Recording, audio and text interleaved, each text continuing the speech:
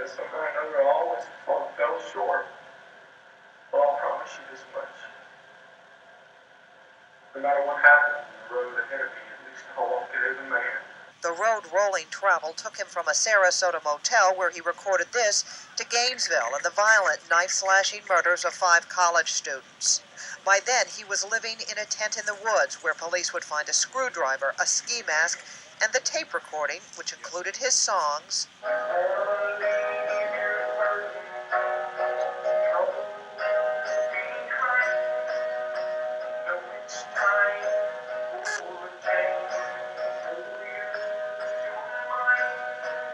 Jurors listened for more than an hour, along with his victims' relatives, Sonia Larson's parents, Krista Hoyt's mother. Well, big boy, I take care of myself. So I don't want you to worry about me, okay? I'll be all right. We're all down here for just a breath anyway.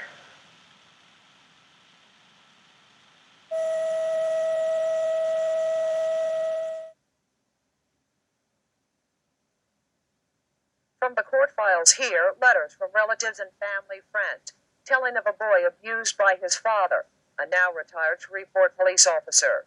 His mother wrote the judge, Danny was told from the time he could understand that he would be dead or in jail by 15 years of age. From a family friend, he has a father that hates him. The more the young man did to please his dad, the more punishment and belittlement he received. And from his aunt, he was not allowed to eat at the table when his dad was home, or sit with the family and watch TV. Rolling was kicked out of the house when he was 15 years old. He worked odd jobs, but he was also convicted of armed robbery, stealing cars, and spent time in a state penitentiary.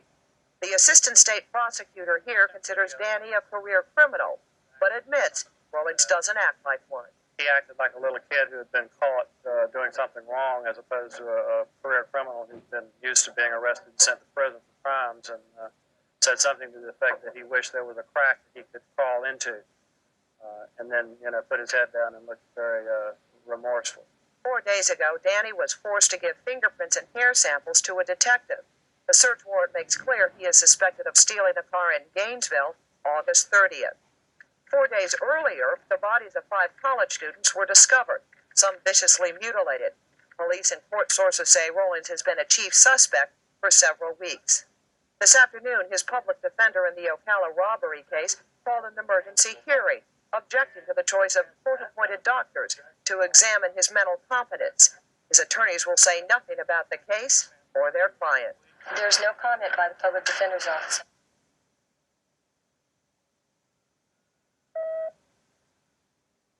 Danny Rolling, her friends and relatives describe a life of emotional and physical abuse at the hands of his father, a Shreveport policeman who ruled his house absolutely, especially his oldest son. And James didn't even stop.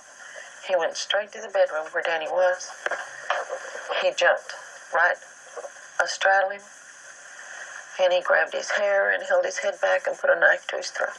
Rolling's mother, ill with cancer, testified on videotape to her husband's extremes. Jurors listened as she described when an underage Danny drank a beer offered by a neighbor. It was shoving and pushing and that kind of thing, and he finally got a really good grip on Danny, and he pulled him out, and he pulled him all the way to the kitchen, and he threw him down in a kitchen chair, pretty much like the one you're sitting in, and he handcuffed him to it, and he called the police. What happened to him? He put him in juvenile hall. How long did he stay there? About 3 weeks, I guess, 2 or 3 weeks, something like that. Did you ever go see him? James wouldn't let me. From Rolling's cousin, who grew up with Danny. Did you ever see Mr. Rolling ever hug Danny Rolling any time in your life? Never. Did you ever hear him say a word of encouragement to Danny any time in your life? Not ever. Ever hear him say he was proud of him any time in your life? Ever hear him say I love him any time in your life? No. And no further questions. And from a next-door neighbor who witnessed a fight between father and son. He was beating him with such a force that I called the mother at work on her job, and I told her to come home because I was afraid the man was going to kill him. But before the defense witnesses was Bobby Lewis, Rolling's cellmate and the man he first told of his crimes. He was trying to terrorize the city of Gainesville. He was trying to make himself infamous or famous. He wanted to be a superstar amongst criminals. It is this thought prosecutors want jurors to remember as the defense continues its case for the next 3 days. In Gainesville, Connie Hicks, Channel 10 Eyewitness News, Daybreak.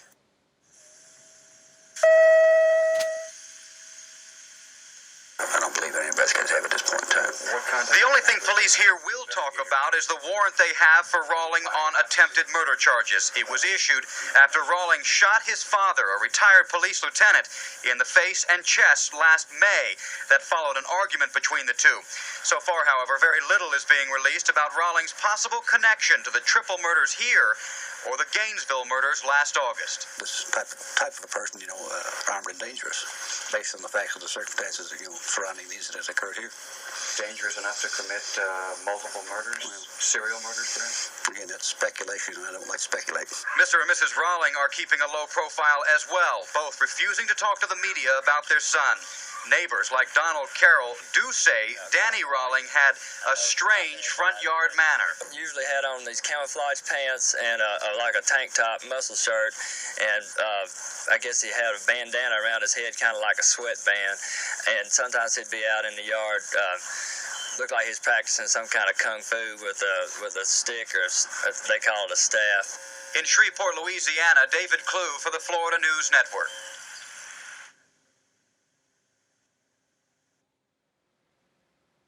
Danny Rawling covered his face in his hands as jurors listened to more than an hour-long tape.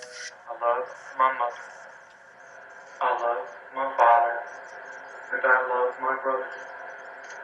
And no matter what anybody thinks about this man, Danny Harold Rawling, I want these 3 people that I'm talking to right now to know this is not the road that I really wanted.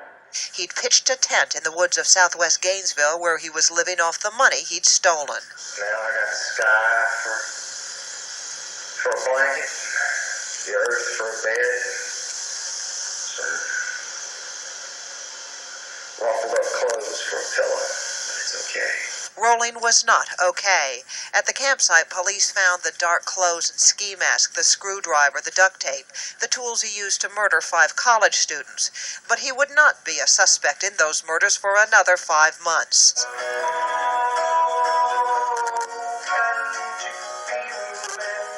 Rawling recorded 11 songs and then left a final parting message. Well,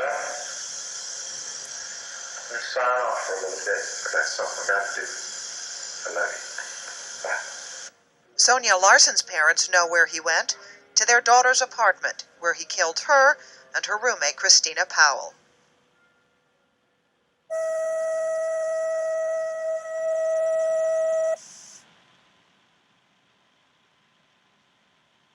But Rawling would talk only through a fellow inmate at Florida State Prison. Incredibly, apparently, he wanted some sympathy for his current circumstances. I don't want to interrupt your life.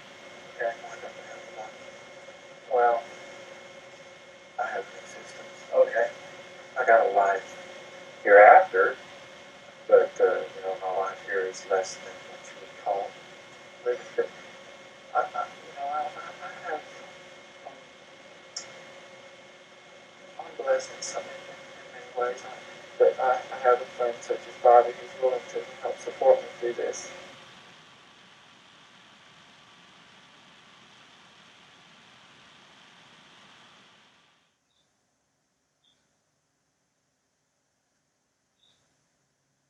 House on Northwest 50th Court.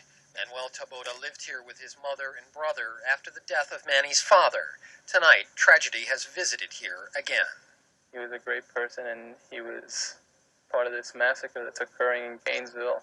Manny Taboada and Tracy Paulus had known each other since their days here at American High School. Word that the 2 longtime friends had been killed stunned Principal Fred Bertani. want to see in young people, and were shining examples to the rest of that class of 1984. Manny Taboto was an athlete here at American High School, and afterwards he continued to lift weights. He was big, well over 6 feet tall. Not the kind of person, his friends say, who could easily be overpowered.